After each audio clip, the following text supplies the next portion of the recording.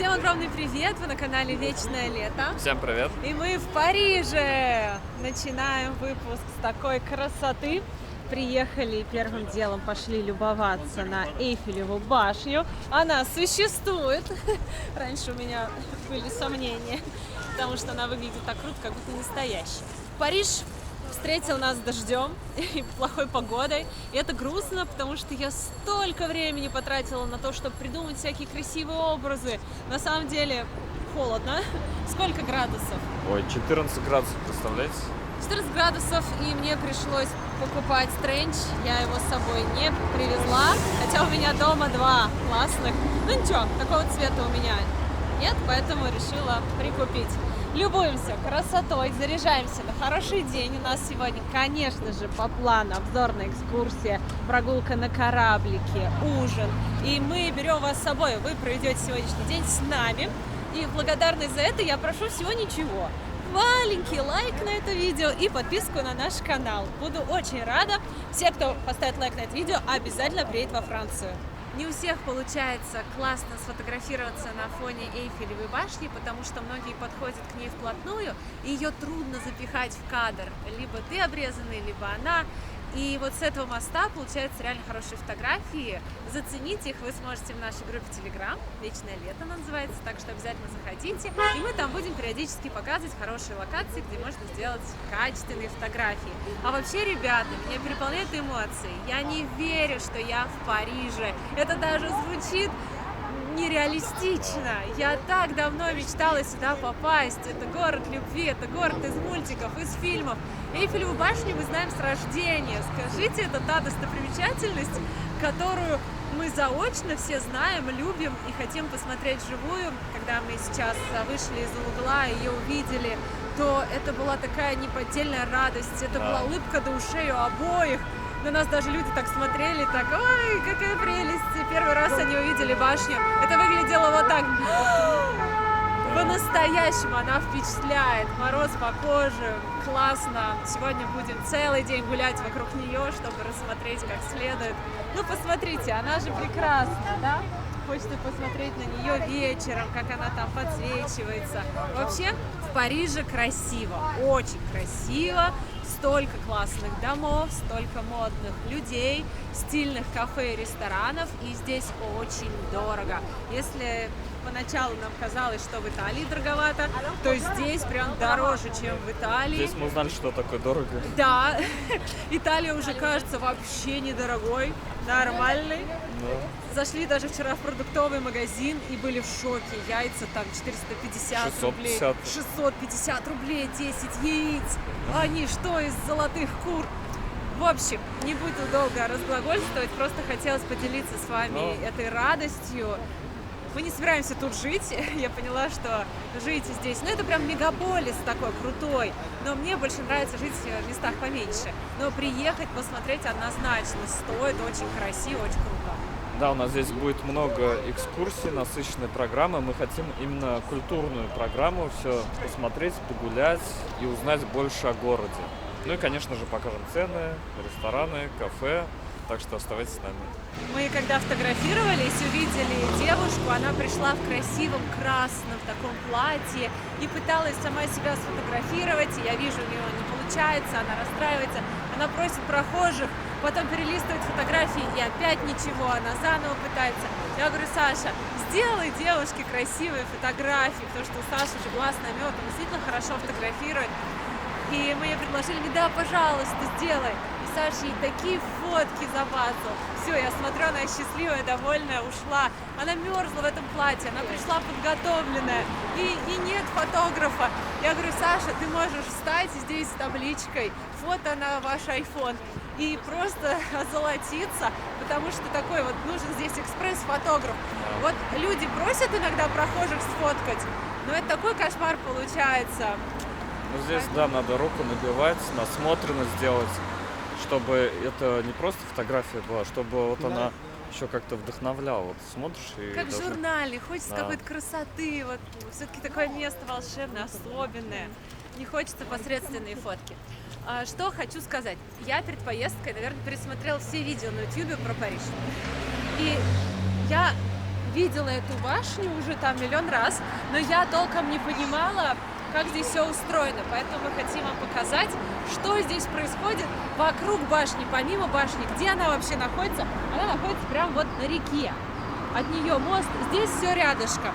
И вот этот большой торговый центр, галерея Лафайет, и Лувр, и все вот эти музеи, куда мы пойдем, лодки. В общем, такой движняк, много машин вот с этой стороны. Да, вот трасса идет. Здесь уже город, люди гуляют. Сейчас произошло кое-что странное. Я до сих пор в шоке. Мы стоим, Саша ищет место встречи на экскурсию, и какая-то женщина проходит мимо. Я слышу звон, что-то упало. Она подбирает вот такое кольцо толстое, золотое, и дает мне. А я понимаю, что это не мое кольцо. И я говорю, это не мое. И она такая как-то шух-шух пошла, и оно исчезло у нее из руки. Я даже не знаю. Саша сказал, это какой-то развод. Если знаете, напишите в комментариях. Да, она начала Свете давать, я Свет отодвигаю, говорю, не трогай ничего. Но я ей сразу сказала, it's not mine, это не мое. И руку тянет. Ну, когда тебе что-то дают, ты хочешь руку протянуть. Не, она мне протягивает, я вот так, и понимаю, что это не мое кольцо, говорю, это не мое кольцо. И она такая уходит, и я вижу, как оно у нее из руки исчезло. То есть она как-то так провернула, и его нет. Фокусы. Боже. Магия. А я Саше говорю, а тебе что, не интересно, чем бы это закончилось? Разводом. Он говорит, нет. Как в Стамбуле мы гуляли, и мужчина идет впереди нас, он чистит обувь, и у него падает щетка, он идет такой, типа не заметил. Я наивная, говорю, вы щетку потеряли? Он, ой, спасибо большое, и начинает мне чистить обувь. Я говорю, не надо. Он говорит, это благодарность за то, что ты щетку мне дала. И потом, короче, говорит, давай деньги. А я говорю, ну, даю ему, сколько-то мы мало дали. Он говорит, нет, ты что, я тебе тут начистил на $10. Мы такие, да мы не просили нам чистить, ну, даже из принципа. И он так на нас наорал, вот, он даже матом сказал.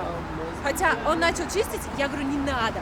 Он прям просто вот так, да, я говорю, не так надо, что, ребята... я не люблю, когда незнакомые люди меня трогают, когда они там что-то со мной делают.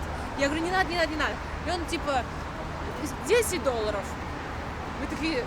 Ну понятно, в общем, ребят, никогда ни у кого ничего не берите, если вам что-то предлагают, отказывайтесь. Это самый лучший вариант, просто уходите. И в руки ничего ни у кого не берите.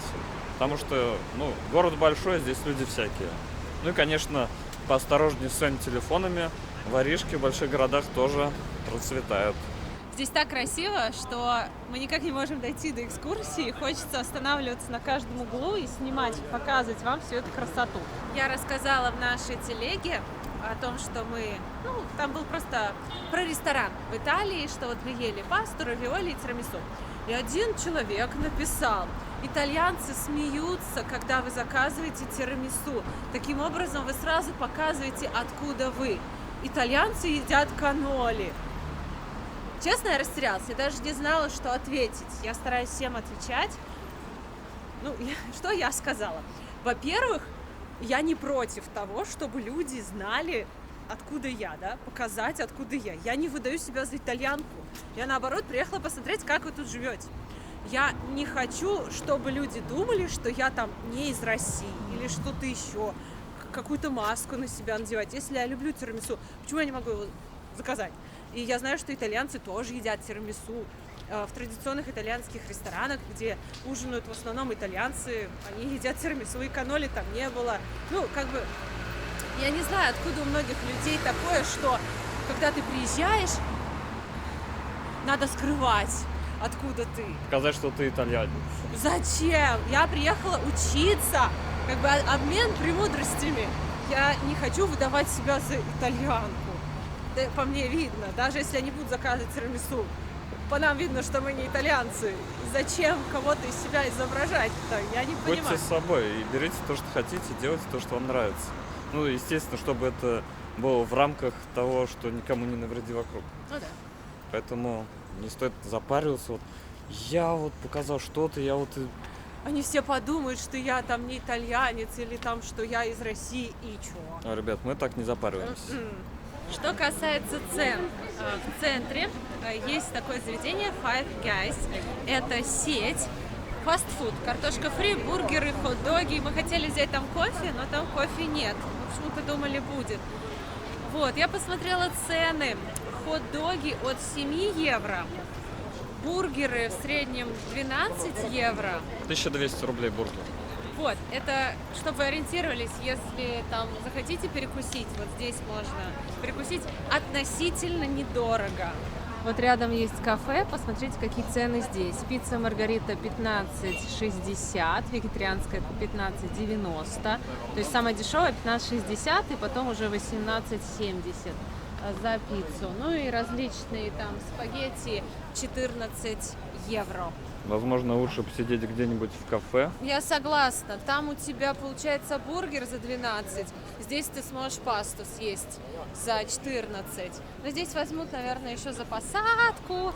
Ты еще салатик возьмешь. Так и выйдет 50 евро. А там ты можешь уложиться в 25. Но еда будет разная. Тут более полезная, Ну чем да, хот-доги. и ты сидишь красиво в Ну, это, ресторанчике. кстати, знаменитая фастфудная. Хот-дог там попробовать было даже интересно. Там есть какой-то у них сырный. Смотрите, как собирают мусор в Париже. Вот такой пылесос на колесах, большой, с трубой. Не надо наклоняться, ничего подбирать. Просто все засасывает и в мешок скидывает. А мешок потом, там написано, он все это перерабатывается. И несмотря на большой поток туристов, в центре очень чисто. Наверное, благодаря вот этим пылесосам, которые собирают. Не, ну реально, обычно проблема больших городов — грязно. Повсюду все валяется, как бы не справляются вот эти службы уборки. Здесь нет.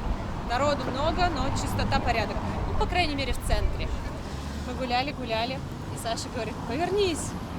Я такая поворачиваюсь, и не сразу до меня дошло, что это, где это. Я такая: о, Триумфальная арка, это она. Круто, когда смотришь всякие видосы из Парижа, люди проезжают там мимо и так красиво, думаешь, вот я тоже буду гулять, любоваться. Надо будет к ней поближе подойти. А тем временем стало тепло, солнышко даже иногда выглядывает. Люди скинули куртки, но я раздеваться не спешу, несмотря на то, что это Париж. Одета я буду ходить. Это статуя Шарля де Голля, да? А затем уже мы идем по красному маршруту, будем проходить через мост, будем идти через Эйфелеву башню и заканчивать у площади Трокадеро. А вот синий маршрут проходит также, но мы идем в ту сторону. Мы с вами будем проходить, идти в сторону площади Согласия. Елисейский поля, как называют сами французы, Любель-авеню, что переводится как самая красивая, самая роскошная авеню. Но и заслужит этого названия. Эта авеню идет и является самой широкой, 70 метров в ширину, ну и 2 километра в длину. Начинается от арки Триумфа и заканчивается у площади Согласия, которая уходит в ту сторону. Вот эта центральная улица от Триумфальной арки, где все бутики, рестораны, считается самой дорогой в Париже. И мы сейчас узнали, что все вот эти модные дома, которые стоят магазины, платят просто бешеную аренду, 14 тысяч евро за квадратный метр в месяц они отдают, поэтому такие цены. Наша следующая остановка — это Гранд и Петит Пале. Гранд Пале находится с той стороны, переводится как Большой дворец. Ну и Петит Пале — Малый дворец. Оба этих дворца были построены к Всемирной выставке 1900 года. Вообще сложно назвать то, что не было построено к этой Всемирной выставке. Да? На тот момент такая вот эра, когда проходят выставки абсолютно везде по всему миру, в том числе и в Париже. А это была самая важная выставка и по очевидным причинам. Самое главное — это, конечно же, вхождение в новую эру, 20 века. И вот в честь этого вхождения в новую эру они, конечно же, строят они выстраивают такую большую экспозицию, куда приезжают абсолютно все страны, и каждый строит свое творение и показывает его всему миру. Вот так вот с этой стороны находится Малый дворец. Мостов у нас аж 37, 5 из которых на самом деле пешеходные, 2 моста для поездов, то есть там находятся рельсы, ну и 30 остальных, конечно, для машин. Мост Александра III считается не самым любимым, но самым красивым мостом. Мост Александра III тоже строится к этой самой Всемирной выставке 1900 года. Мост Александра III считается самым красивым именно из-за своего декора. Обратите внимание, ни на одном другом мосту такого не будет, и также сам мост строится из железобетона, из металла. И если вы придете на бетонный мост, и он будет трястись, тогда нужно бежать. Но если вы на мосту Александра III он трясется, то это вполне себе нормально и переживать не нужно. Количество ресторанов с 3 звездами Мишлен больше, чем если взять все страны вместе взятые. Да, ни у кого нету, даже если всех вместе поставить, не будет такого количества ресторанов с 3 звездами Мишлен. Есть, конечно, возможность получить вообще все 20 звезд Мишлен. Это если у вас есть много ресторанов, и у каждого из них есть звезды Мишлен. Такая история есть, если не ошибаюсь, как раз рекорд 20, то ли 26 звезд Мишлен у одного владельца. Из таких десертов, что я лично советую, что я обожаю, это флан, французский десерт, F-L-A-N. Дальше круассан, но не простой, а круассан с миндалем внутри, который обжарился, он спрессованный такой, да, то есть такой спрессованный, это максимально, это ужасно жирный круассан, но он такой вкусный, что от него, ну, сложно как-то удержаться. Ну и также, это такой мой личный совет, я всегда его советую, ну, помимо этого, это бриош. Бриош вообще всех разных, самых разных видов. Это и сладкое, и соленое, это и десерт, который поливается ромом, ну, короче говоря. Я лично советую один именно бриош. Это бриош Омарвильо. Есть такая буланжери, такая вот пекарня. У них самый вкусный в мире бриош. Берете его с сахаром, без там шоколада, без всего. Просто бриош, просто сахар. И они его готовят каждые 10 минут. Если вы придете, их больше нету или остался холодный, подождите эти 5-10 минут, и вам выдадут горячий, теплый, вкуснейший бриош-сахар. Называется на французском бриош au sucre. Все очень просто. Можете записать себе. Во Франции про торт Наполеон никто ничего не знает. Такого торта нет во Франции. Во Франции есть мильфой, в переводе как 1000 слоев. По своей текстуре, по своему вкусу я вам скажу, что он не похож на это Наполеон. Это немного разные. То есть суть того, что да, много-много-много слоев теста и крема, и больше ничего. Но все-таки по вкусу это совершенно разные вещи. Но я также вам советую попробовать. Это все есть в любой пекарне. Зайдите в абсолютно любую рандомную пекарню, и вы там найдете миллиарды этих десертов. И вы просто, что вам понравится, то и пробуйте. Оно все равно будет вкусно, я уверен. Фонтаны, которые были подарены лондонским меценатом. Дело в том, что он на самом деле был влюблен в Париж, очень сильно искренне, и он понимал, что в Париже очень большая проблема с питьевой водой. Вообще в Париже умирало немалое количество людей, потому что, нужно понимать, в тот момент Париж — это не романтический красивый центр, а это столица грязи, мусора, болезней, смерти, криминала, и вообще всего самого ужасного, о чем вы подумаете, это был Париж, к сожалению. А он любил каким-то образом этот Париж, и он хотел помочь этому Парижу, и он построит, конечно же, не просто фонтаны, скажет, сами заливайте воду и пейте свою воду, да, а он построит инфраструктуру, да, то есть то, за что он уважается, почему он выручил такое большое количество людей, потому что он построит полностью инфраструктуру, да, и будет подавать очищенную воду, то есть он таким образом спасает немалое количество жизней, давая им доступ прямой к чистой воде. Вот она, наши фонтаны. Таких у нас около 108 по всему Парижу. Вообще сейчас, зайдя в любой ресторан, когда вы запросите бутылку воды, вам дают воду из-под крана. Это нормально, потому что здесь вода питьевая. Абсолютно везде, из-под крана, все пьют как раз-таки воду. В ресторанах воду из-под крана. Поэтому это вполне себе нормально. И вот переживать об этом не нужно. Если кому-то, кстати говоря, нужно как раз пополнить, пожалуйста, давайте. Оп. И все, и водичка льется. Ладно. Давайте помогу. Удобно, но я думаю, можно попить, А как? но если бутылки нет, то не Нужно попьешь. уметь с ветром, да, справляться. Можете нажать на кнопочку. Вот А если бутылки нет, то не попьешь, да, получается? на руками можно же. А, Про колонку и подлезть головой. Есть миф. да? Без шуток. Это реальный миф. Есть реальная грамота. Если вы хотите оказаться изящной девушкой Парижа, то нужно суметь просунуть голову между ними, попить водички и высунуть. Если вы это зафиксируете, вам могут выдать грамоту, как самые изящные девушки, ну такой, то есть изящные девушки Парижа. Это не шутки, это реальная история, вы можете получить за это грамоту. Если вы так попробуете просунуть голову, попить водички, ну и сможете ее высунуть, конечно. Хочу представить вам нашего сегодняшнего гида, его зовут Ахмат. Сколько ты находишься в Париже? 1,5 года. 1,5 года. Да, я в Париже проживаю уже 1,5 года. Ты был в Германии, тебе не понравилось? Да, мне не понравилась Германия, я жил в городе Кёльн, и я решил уехать. Я здесь живу во Франции, учусь, работаю. Меня удивила твоя история, ты большой молодец. Хочу рассказать зрителям, может их тоже замотивировать. Человек приехал в Париж, не знал языка, поступил в университет, сдал все экзамены, математику сложнейшую, выучил за сколько ты? За 2 месяца уже хорошо говорил, понимал на французском. И сейчас учится. Ты планируешь здесь остаться? Да, я планирую оставаться во Франции, заканчивать учебу и работать программистом. Понятно. Скажи, пожалуйста, что тебе здесь очень нравится И что вообще не нравится? Чего тебе, может, тут не хватает? Почему скучаешь?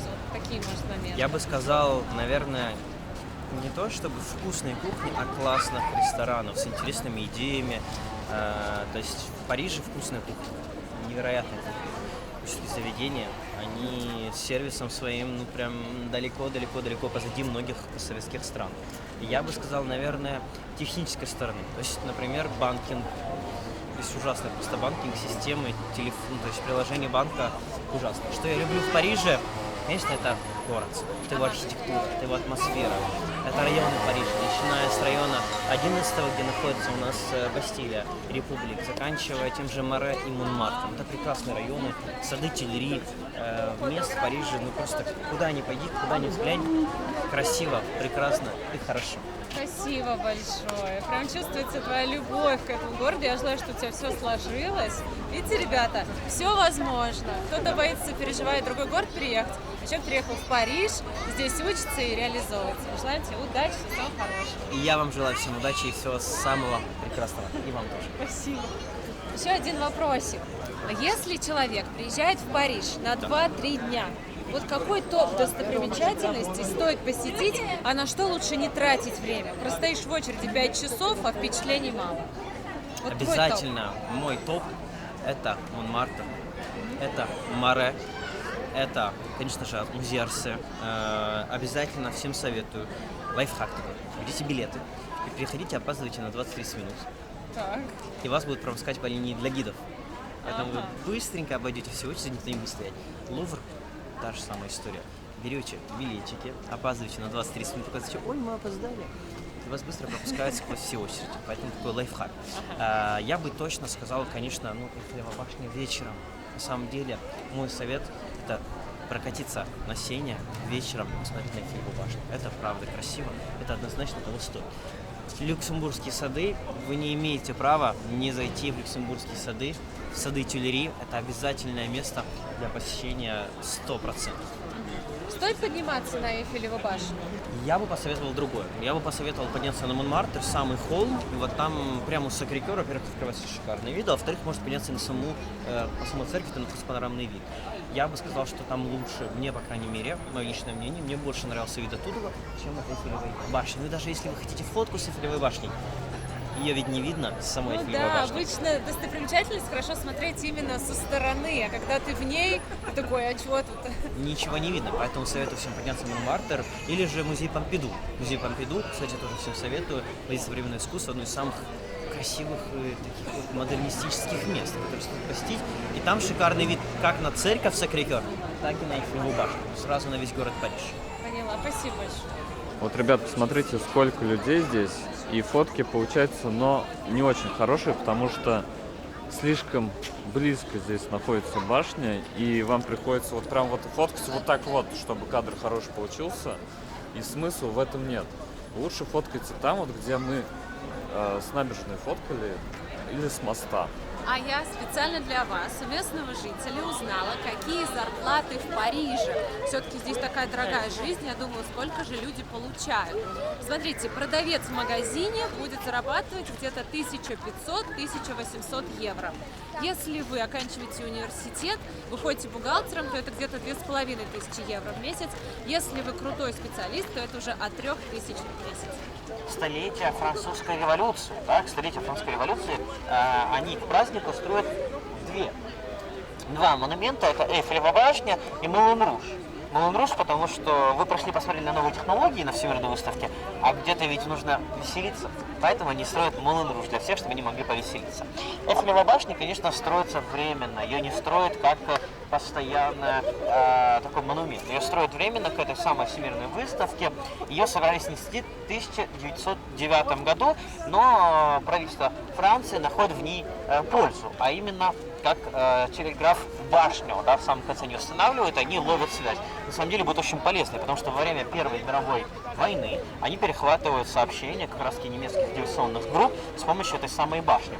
Гуляем уже около 2 часов, не замерзли, может со стороны показаться, что очень холодно, но на самом деле не холодно. Просто такой летний ветер, от которого хочется спрятаться каким-то ветровиком. Свежо, конечно, в капюшоне вот хорошо, а без него так поддувает нормально. Смотрите, сколько людей просто на этом мосту, который ведет к башне. Смотри, девушка в платье красном, как красиво там гуляет, фоткается. Ага, вот посмотрите, там фотосессии делают красотки в красном платье на фоне Эйфелевой башни. Вот так это дело выглядит со стороны. Наша экскурсия закончилась, она нам очень понравилась. Посмотрели вот эти вот базовые достопримечательности, самые главные. Ну, как сказать, сделали самые первые шаги, и это было прекрасно. Намечены новые цели по достопримечательностям, по еде. Мне все очень понравилось. И мы купили эту экскурсию с прогулкой на кораблике. Нам дали 2 билета. А я уже так хочу есть, что я подумала, а быть может покататься на корабле в другое время. Эти билеты, нам сказали, действуют там чуть ли не в течение года. И мы решили пойти сейчас в ресторан, поужинать и, быть может, на закате вечером устроить круиз, посмотреть на башню, когда она будет мерцать. Ну, вот как вам такая идея? Если согласны, то идем. Но вы у нас люди безвольные, так что мы подумали, я решила, идем.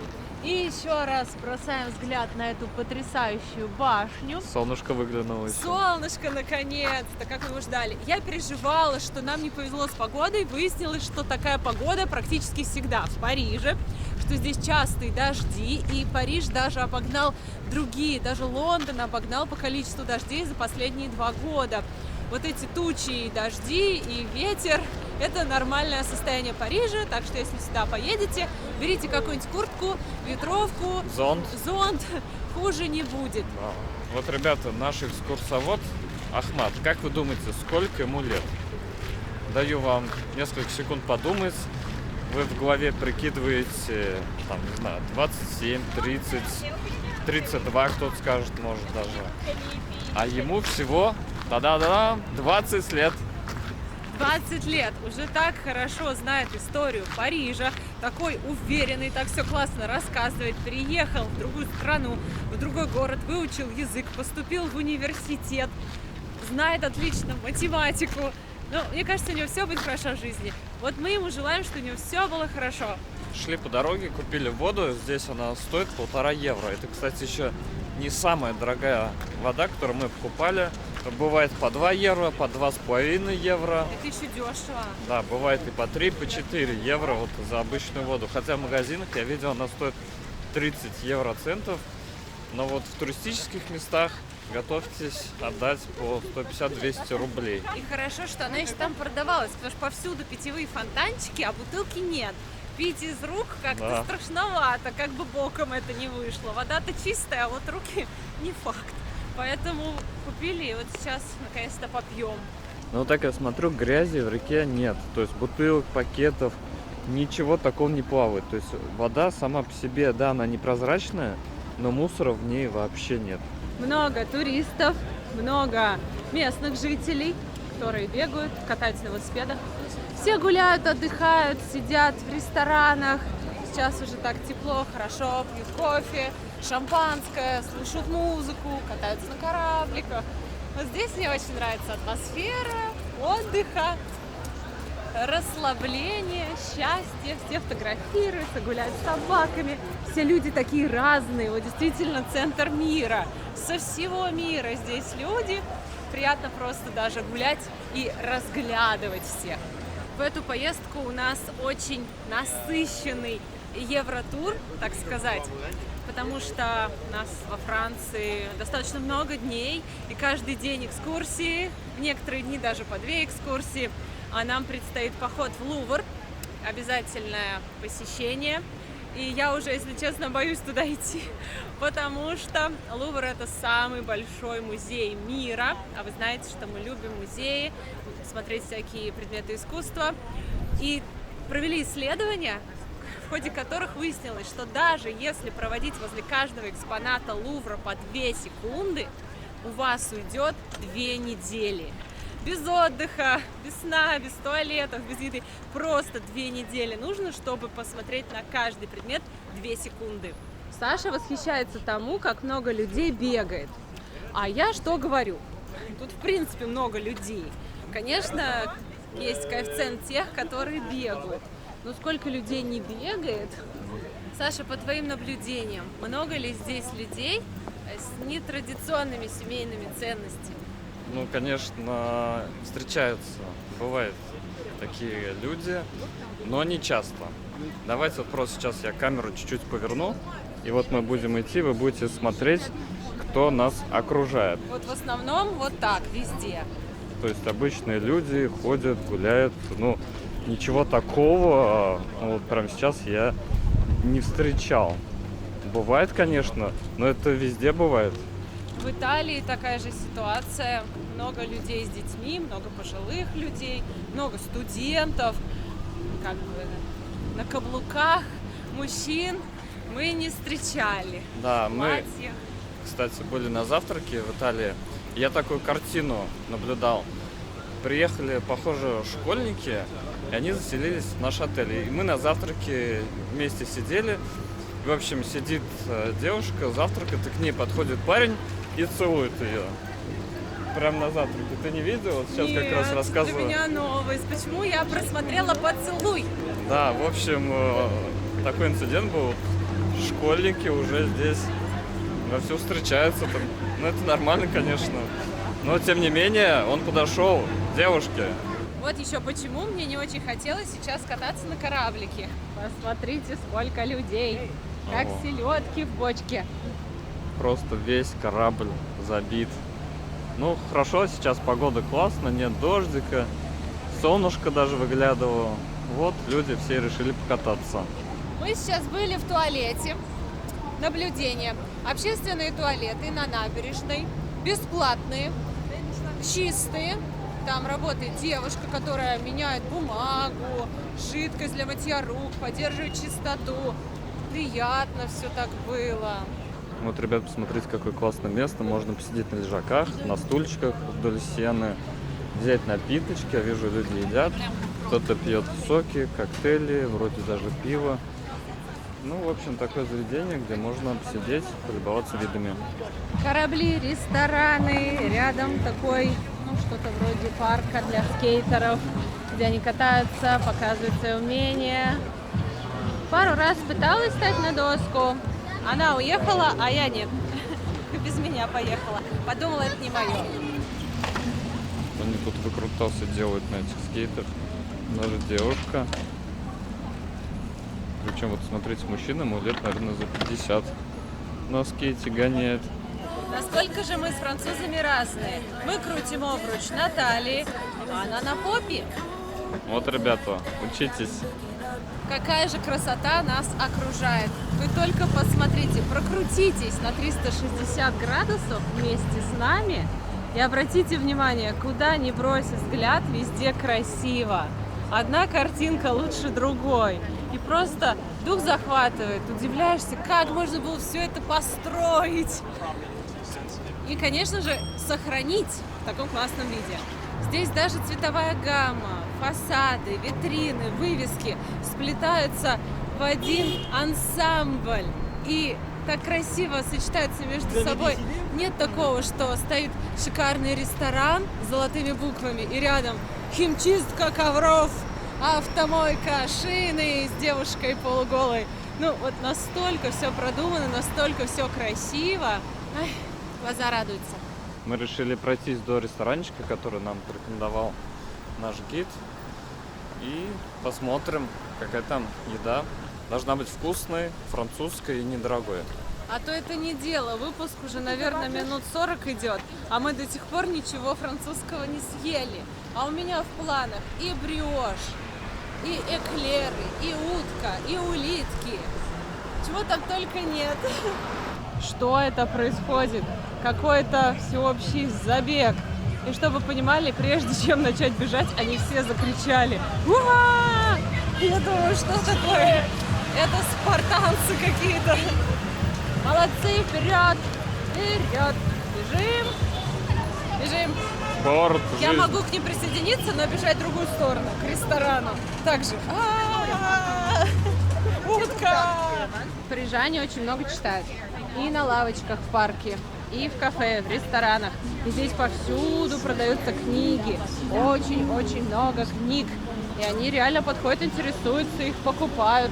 Вот, ребят, посмотрите, какие книги, они прям зашарпанные. Видно, что их очень много людей читали, и они все равно здесь стоят. Возможно, они даже не продаются, я не знаю, может, можно поменять.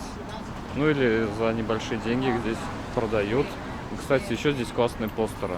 Посмотрите. Когда мы сообщили в нашем телеграм-канале, что едем во Францию, некоторые нам писали: ой, ребята, не езжайте. Париж уже не тот. Уже все плохо. Ну ладно, не поедем. Сдавай билеты. Все-таки мы приехали, и я в восторге. Если Париж уже не тот, то каким же он был? Если я сейчас просто в дичайшем восторге. Я так счастлива, что я вижу всю эту красоту, что я в ней живу, и что у меня впереди еще столько дней. Здесь столько всего мне хочется посмотреть. Поэтому еще раз убедилась в том, что нужно слушать только одно в этой жизни. Два. Свое сердце и своего мужа. Если он такой же хороший, как Саша. Саша хотел поехать, я хотела поехать, и мы счастливы. Вот еще, знаете, меня удивляет, когда люди говорят: мне не понравилось. Я не буду сейчас называть страну. Конкретный пример. Женщина говорит: мне не понравилась вот эта страна, потому что мне на рынке продавец сказал: купи вот это, я не захотела, а он спросил: а что ты тогда тут делаешь? Все, и человек поставил крест на стране, то есть не понравилась вся страна. Может, вам просто не понравился этот мужик? Как бы это не страшно, мало ли кто там что сказал, мало ли кто что подумал. Как бы страна-то при чем?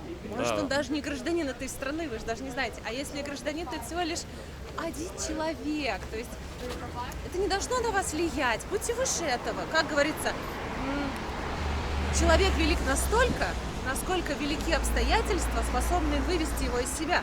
Так пусть такая мелочь не выводит вас из себя и вообще никак не влияет на ваше настроение. Это слишком мелко, будьте выше этого. Хотя я сама такая же. Ну, если мне кто-то что-то грубо сказал, как-то там, я потом могу часа два об этом думать, расстраиваться, прокручивать. А Саша говорит: да забей, забей. И вот та философия, которую я вам сказала, это его философия, которую я сейчас перенимаю на себя и передаю вам. Лао, Саша. Смотри, что вдалеке. Эсмеральда. Нотр-Дам де Пари. Мы практически... Ангел мой, не молчи, я кричу тебе в ночи. Короче, развылась тут на всю улицу. Подходим к Нотр-Дам де Пари. К счастью, там наш ресторан. Так, да, по дорогам У не нас ходим. будет экскурсия, и мы покажем вам его ближе, да? Надо же что-то оставить на следующей экскурсии. Сейчас мы туда не пойдем, потому что пойдем с профессионалом, кто нам хорошо про него расскажет, а не я, только из мюзикла какие-то отрывки. Мы пришли в ресторан. Я не знаю французский, к сожалению. Восхищаюсь теми, кто знает. Называется вот так. Если знаете, напишите русскими буквами в комментариях, как это правильно называется. Ланекс. И заказали просекко. Вперед. Пробуем. То, что Хорош. нужно. Хотела во Франции выпить шампанское. Принесли уже бутылочку воды. Хочу показать быстро цены, какие здесь. Только Я это уже... не шампанское, это именно, наверное, просека, потому что А. просека идет из отдельного сорта винограда. Простите, пожалуйста. Ну, все правильно Саша говорит. Коктейли 9,50. Есть еще какие-то супер премиум по 13 евро. Что вы по ценам ориентировались? Ликеры 6,50, виски 6,50-16. В зависимости от того, что вы хотите. Очень вкусные бургеры. Здесь сказали прям суперские. Вот по 16 и 18 евро. Есть здесь 17. Прям рекомендовали их здесь. Салаты 16. Десерты 8-11. Большой выбор. Есть даже бриош. Может, потом попробуем, если останется место. Мы заказали луковый суп, улитки и утку. Бургеры как-то сейчас пока не хочется. Попробуем традиционную французскую еду. Гид сказал, что здесь очень вкусно, он любит это место, и здесь настоящая французская еда. Вот так выглядит луковый суп И я уже могу сказать, что это традиционный луковый суп, потому что правильная подача данного супа производится вот в такой глубокой тарелочке с ушками. Вот так вот это держится, он насыщенный. И здесь хлеб с сыром еще плавает. Улитки. Я уже приготовился есть. Особенно интересно. Так. Ой, хорошо, она упала мне не на штаны, не на кофту. Надо быть аккуратным. Надеюсь, это вкусно. Горячее. Улитки пошли с тех времен, когда был сильный голод во Франции, и нужно было что-то есть. И вот ели улиток. Еще, как говорят, ели голубей и лягушек. Но голубей и лягушек сейчас трудно найти, мало где готовят, прям несколько ресторанов. А улитки прям хорошо прижились, во многих заведениях они есть.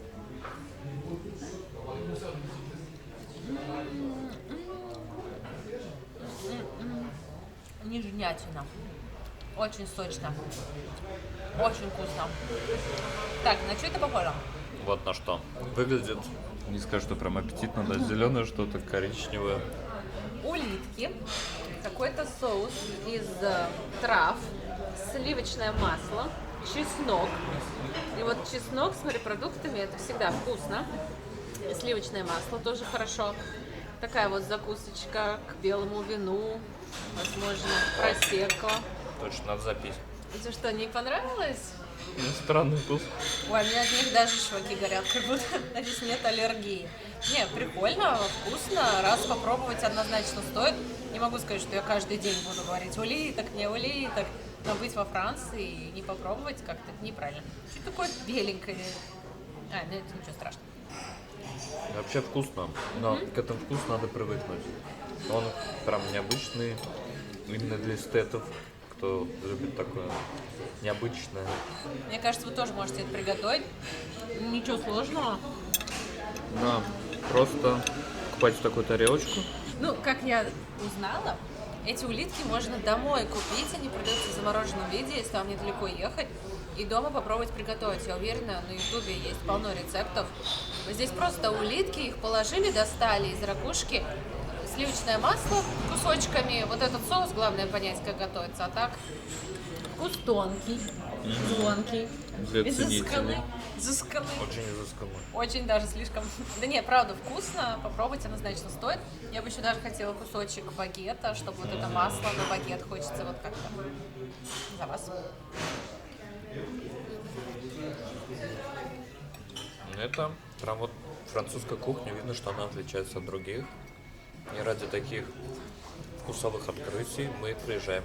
Мы на экскурсии познакомились, значит, там женщина с дочкой, и они рассказали, что они живут в отеле в центре, возле Нотр-Дам-де-Пари, и у них в сутки за отель 400 евро. И это отель без завтраков, точнее, они есть с завтраками, да, но они взяли без завтраков, и вот вышло 400 евро. И они сказали, капец, там грязно, номера такие уставшие, им не понравилось. И вот это к вопросу о том, где селиться. Можно за 400 евро в сутки жить без завтрака в центре, а можно снять в отдалении, как мы, отель. Да, у нас там комната небольшая, но отель новый, чистый, полный, хорошие завтраки. И он нам обошелся 130 евро в сутки плюс городской налог, ну где-то 140, наверное, евро в сутки с завтраком. Это намного дешевле получается. На метро добираемся достаточно быстро, можно на такси доехать. Мне кажется, это выгоднее. Ну, конечно, если у вас бюджет там большой-большой, то можете жить и в центре. Но даже отели за 400 евро в центре – это не гарант того, что будет классно. Еще и без завтрака. Вы знаете, ребята, я ел эти же улитки во Вьетнаме на рынке. Там их просто обжаривают или обваривают, подают и ешь. И это абсолютно другой вкус. То есть это как будто другое блюдо, как будто ты ешь не улитки. То есть когда их просто вот приготовят на рынке, это одно.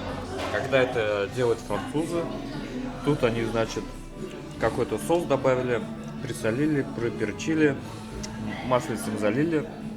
Это получается изысканный вкус, классно. может, еще сами улитки другие, потому что в них нет привкуса улиточного, вот этой горечи нет, часто быть. бывает. Они прям какие-то, не знаю, может, они едят виноградную лозу, греются на солнышке. Не знаю, мне понравились, вкусные.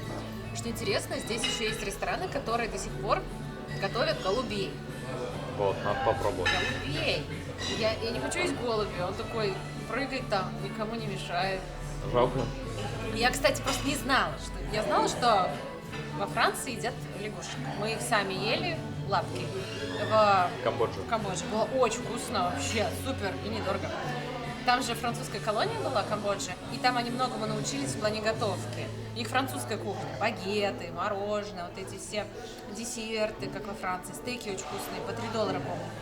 И вот эти лягушачьи лапки, мне очень понравилось. Но вот то, что голубей здесь едят, я не знала. Ну, не то, что они вот хватают голубей и бегут домой, нет. В ресторанах подают голубей, как вот еще с тех времен, когда нечего было есть, и им приходилось есть голубей, вот до сих пор их готовят. Это для меня стало открытием. А я тем временем хочу попробовать наш луковый супец. Говорят, что здесь должен быть лук настолько проваренный, что его даже жевать не надо. Есть губами. Похоже по консистенции на гуляш. Знаете, я делаю гуляш, тушу в луке. Ой, как вкусно! Это похоже на гуляш, но без мяса. Вот я тушу мясо в луке часа 2,5, говядину или индейку. Много лука, мяса, и вот чтобы лук развалился, чтобы практически не чувствовалось. И вот здесь как будто мясо забрали, и осталась вот эта вот жишка. Очень вкусно. Однозначно стоит попробовать. Прям тушеночка. Суп отличный. Мне вообще улитки очень понравились, но суп восторг, прям как я люблю. Во Франции все очень добрые и открытые. Открытые в прямом смысле этого слова. Я пошла в туалет, он у них общий. Я открываю дверь, а там мужчина пипикает. Работает защелка. Но он не стал защелкиваться. Я покраснела, смутилась, такая, ой, типа, извините. Он говорит, да ничего, нормально, все в порядке. Похоже, он просто так не закрылся. И я заруливаю. Я спрашиваю официанта, это мужской? Нет, это общий. Мне теперь стыдно смотреть ему в глаза, потому что я видела больше, чем нужно. Здесь так все вкусно, что мы не удержались и заказали еще какой-то фирменный бургер с сыром и беконом. Наверное, будет вкусно. И посмотрите на интерьер. Вот по вопросу о книгах. Здесь очень много книг. Прям сидишь, разглядываешь. Я люблю, когда в ресторанах, в кафешках много мелких деталей. Пока ждешь, можешь все разглядывать, интересно. Это отражает какую-то позицию владельца, какие-то интересы. Может быть, что-то в тебе откликнется. Это лучше, чем просто бетонная стена. Я вот люблю такие детальки, поэтому если будете открывать свое кафе и рассчитываете на таких, как я, делайте много вот таких маленьких акцентиков, собирайте то, что вам интересно, вам нравится. Вы не представляете, что происходит. Зазвучала песня из мюзикла «Нотр-Дам-де-Пари». На русском она звучит, ну вы, может, знаете, «Открою двери замков кафедральных, у меня мурашки, божечки». Хотя это вообще не туристическое место. Посмотрите, что у нас здесь. Хлебушек, французский багет. Сейчас мы его попробуем. Моя утка с картошкой. И Сашин бургер. Тоже с картошкой фри. Ну, все-таки мы во Франции, да? Френч-фрай. Какая-то она странная.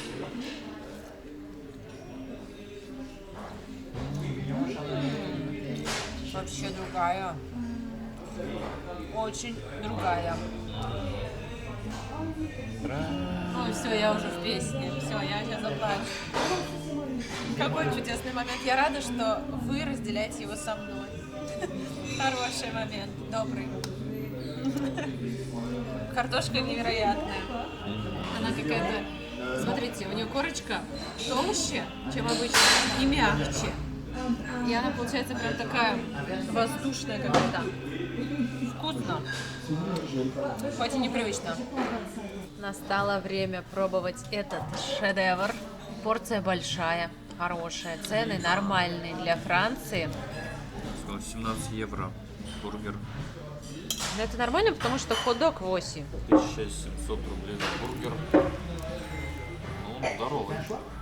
О, все, покапало. Смотрим, медиум, прожарка, лучок, карамелизированный еще лук вижу, это хорошо, добавляет такой сладости с мясом, супер. Сыр, шпинат, похоже, булочка домашняя. Нравится? Всегда сложно снимать и есть, потому что хочется и проживать, и поделиться впечатлениями, и не заставлять вас ожидать. Но по виду вот со стороны это просто супер бургер. Большой, красивучий, начинка хорошая, и котлеты домашние. Добротные. Да? Сравниться с тем, что в фастфуде, прям видно, такой домашний. Посмотри, можно Хорошее пойти съесть хот-дог, да, но это будет фастфуд прям такой. А можно настоящий, домашний. Конечно, он стоит в 2 раза дороже, но все-таки во Францию не каждый день, да, приезжаем. Мы еще заходили же в Five Guys, Да. там минимально 12 евро. Бургер. Да, и здесь 17, есть за 16.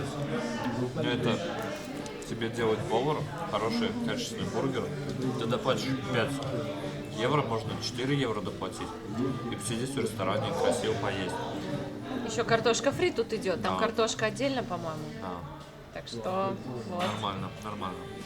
Горяченький такой. Пахнет мясом, как в Турции, таким хорошим на мангале. И хлебом.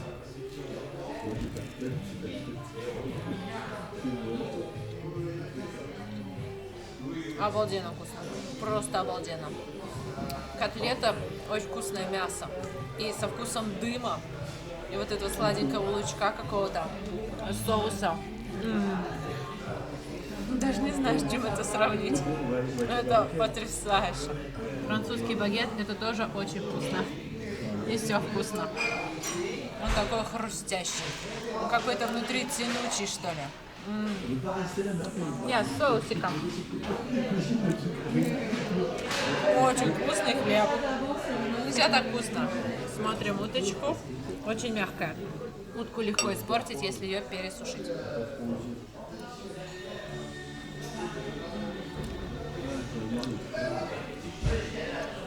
Это песня. Это песня из Нотр-Дам-де-Пари. Какая нежная, какая сочная. Как будто ее не жарили, а тушили. Но мясо прям, знаете, отделяется вот такое. Оно такое в меру солененькое, не острое, наивкуснейшее. Просто потрясающая утка. Утка всех уток. Я бы хотела, чтобы моя мама ее попробовала. Она тоже вкусно готовит утку. И это прям возвращает меня в детство. Мы тоже ее долго-долго тушили. Вот так вот мясо отделялось. И такой же вкус. А справа от нас французская молодежь. То ли после школы, то ли после института собрались девчонки, мальчишки, делают заказ и будут сидеть в таком классном месте. Я понимаю, почему французы такие требовательные. Когда ты с детства ешь в таких ресторанах, живешь в такой красоте, конечно, планочка повышается ко всему. Говорят, французы вредные. Не знаю, пока вредных мы не встречали. Все такие вежливые, приятные, улыбаются. Ну вот говорят, что они такие немного высокомерные. Давным-давно, несколько сотен лет назад, во Франции не ели картофель. Считали, что это корм для животных, для домашнего скота. А был голод. И после этого правительство как-то захотело вводить картофель в рацион, потому что он быстро растет, он питательный. Но люди не хотели его есть, он считался таким, ну, не особо благородным продуктом. Ну, короче, репутация плохая была у картофеля. И что они придумали? Они засеяли, ну вот где стоят сейчас некоторые дворцы, там были поля. И они посадили много-много картошки, обтянули все это колючей проволокой, таким забором, и написали: здесь растет картофель для короля. Типа не трогать. Таким образом они создали какой-то интерес народа к этой картошке. И охранники, которые там находились, им дали такое задание закрывать глаза, если кто-то будет воровать картофель. А так как есть нечего было, а тут какой-то особенный картофель королевский появился, и вот руку протяни, люди начали его подворовывать. Охранники им за это ничего не делали, они делали вид, что они ничего не видят. Таким образом стимулировался спрос, ажиотаж на этот картофель. Люди начали придумывать различные блюда с этим королевским продуктом. Таким образом он плотно вошел в рацион французов. Знаете, есть вот градация звезд Мишлен. Одна звезда означает, что ты можешь минут 40, часик прогуляться до заведения, оно того стоит. А 2 звезды — это когда ты можешь часик на машине до него доехать, оно того стоит. И 3 звезды — это когда можно составить путешествие ради этого ресторана, он того стоит. Мне кажется, этому заведению можно смело уже давать 1 звезду, потому что оно того стоит. Мы прогулялись, и вот Саша сейчас сказал, не зря шли. Мы поели, и все вышло на 72 евро, и это стоило каждого евро. Просекко 2 бокала 10 по 5, суп 9 евро, чизбургер 17, вот эти улитки и моя утка по 18 евро. И, по-моему, ничего не взяли за посадку. Это вот, ребят, мы зашли в недорогое заведение в Париже. 72 евро. Оно недорогое, но оно хорошее. Относительно масштаба вселенной. Относительно Парижа это недорого. Относительно мира, относительно Лондона это тоже недорого. Швейцарии. Относительно Таиланда дорого. Относительно Саратова, тоже дорого. Хотя мы в Саратове иногда на 6 тысяч сидим. Есть такие места тоже, где можно, дорого посидеть. И не сказать, что мы уходим прям сытые. Есть в Таиланде места, где можно дорого посидеть, поэтому... Здесь просто нету каких-то плохих среднячков. Мне кажется, здесь такая дорогая аренда, поэтому тебе нужно хороший ресторан содержать. А хороший не может стоить дешево. В плане еды. В других городах, где аренда менее дорогая, можно открыть что-то такое посредственное, куда толком никто и ходить не будет. Но и подешевле. Еда будет другой. Еда другая. И... Здесь мы такие изыски ели. Да, классно. Сказать. Настоящий французский ужин. Мне так понравился. Вообще супер. Особенно луковый суп. Да. То есть такие блюда, которые попробуешь только здесь, во Франции. В других местах можно готовить, но это уже будет возможно не то и возможно не так. Я, кстати, думала, что будет евро 100. А-а-а.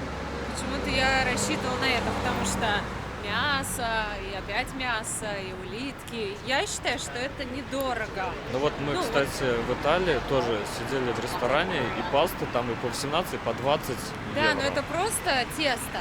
Да. А здесь бургер с котлетой такой большой, да, огромный просто. У меня утка, пойди поймай, и улитки. Нормально. Я считаю, супер место, которое заслуживает вашего внимания. Находится в центре. Ой, вот чего не ожидала здесь увидеть, это вывеску ресторан Таиландис. Чангмай. Чангмай какой-то. Обычно говорим Чангмай. Чангмай. Вот, здесь даже можете неподалеку отведать и тайской еды. Кто соскучился, мне кажется, здесь рестораны на любой вкус. Самая большая концентрация мишленовских ресторанов в Париже. 1 февраля присваивают обычно звезды, и 1 же февраля их отнимают, если ресторан перестал поддерживать нужный уровень. Время без 10:11, и мы не идем домой, потому что очень хотим посмотреть, как мигает Эйфелева башня. Вечером она постоянно подсвечивается вот таким образом, но активно мигает несколько минут раз в час. И мы ждем этот волнительный момент, хотя очень устали. Сделали сегодня 23 000 шагов. У нас очень болят ноги. У меня такое ощущение, что у меня не 5 пальцев на ноге, а 6. Что-то там с мизинцем происходит, он как будто отпочковывается. Какая-то мозоль там вылезла. Я даже не хочу об этом думать и смотреть на это, потому что сегодняшний день однозначно того стоил. Ну что, у нас остается минута до этого прекрасного момента. Как Новый год жду. Смотрю на часы. О, смотри, она уже начинает чуть-чуть. Видишь? Ой, это так миленько. Как новогодняя елка, усыпанная гирляндой. Вау. Красивенько так. Я почему-то думала, их будет еще больше. Но так тоже очень классно. Они хаотично бегают. И все такие на набережной. Вау! Что-то в этом есть. И на этой прекрасной ноте мы заканчиваем сегодняшнее видео. Если этот выпуск вам понравился, если он оказался для вас полезным, интересным, если он хотя бы чуточку поднял вам настроение, то поставьте нам лайк, подписывайтесь на наш канал, пишите добрые комментарии, заходите в нашу группу ВКонтакте, в наш Телеграм. Всем спасибо огромное еще раз за просмотр. Увидимся в следующих выпусках. Вас очень сильно любим. До новых встреч. Пока. Пока.